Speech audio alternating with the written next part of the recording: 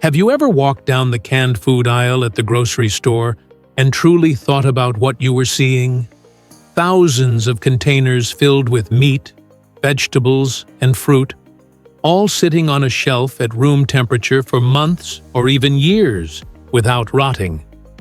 In any other situation, that food would be covered in mold or smelling like a swamp within days. Most of us have a vague idea of how it works. We have been told that as long as the seal is tight, the food is fine. But have you ever asked yourself why? What is actually happening inside that metal cylinder that stops the natural process of decay? Today, we are going to debunk a major myth about food preservation. We are going to explore a secret world of microscopic hunters and the extreme engineering used to stop them.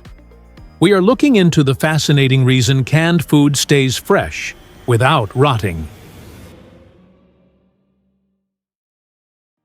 If you ask the average person why a tin can stays fresh, they will usually say the same thing.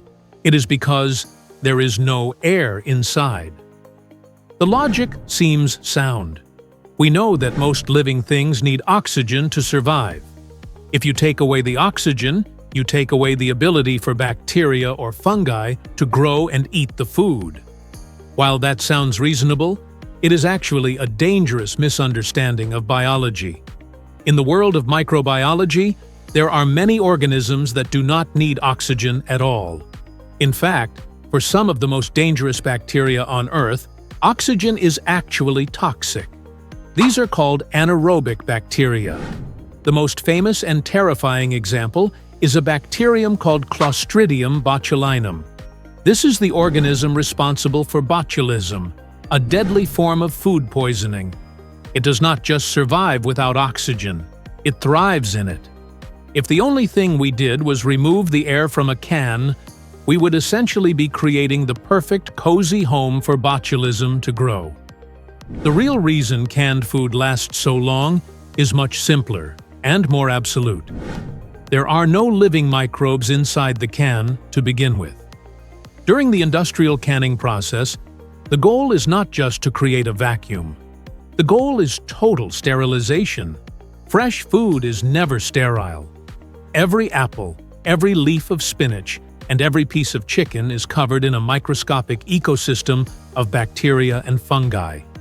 When food is prepared for canning, it is sealed inside the container and then subjected to an extreme heating process. But here is where it gets difficult. You might think that boiling water at 100 degrees Celsius would be enough to kill anything. Unfortunately, some bacteria are much tougher than that. They produce structures called spores.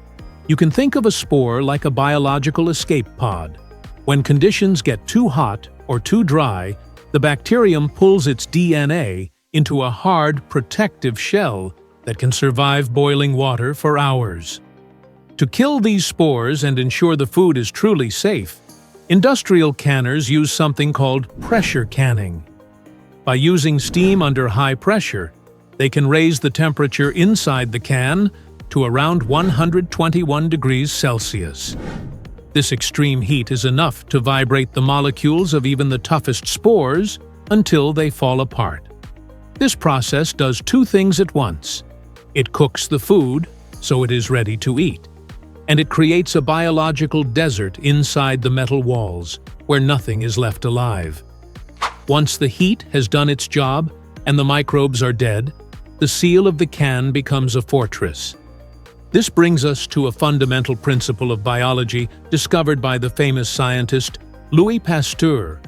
Before his work, many people believed in something called spontaneous generation.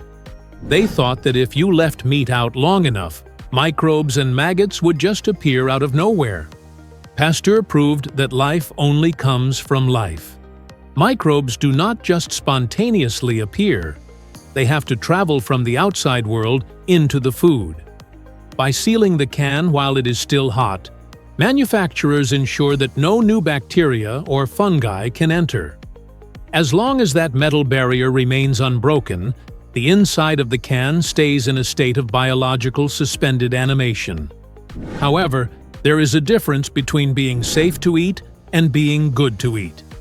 Even if there are 0 bacteria inside a can, the food will not stay perfect forever. This is because, while we can stop biology, we cannot completely stop chemistry. Over many years, slow chemical reactions take place inside the can. This can include oxidation, where tiny amounts of remaining oxygen react with the fats in the food, or reactions between the food's natural acids and the lining of the can. Over time, these reactions can change the texture, the color, and the taste of the food. Canned food is one of the greatest inventions in human history. It changed the way we fought wars, explored the poles, and fed growing cities. It allowed us to move beyond the cycle of harvest and hunger.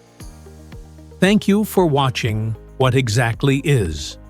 If you found this explanation helpful, please consider liking the video and subscribing to join our community.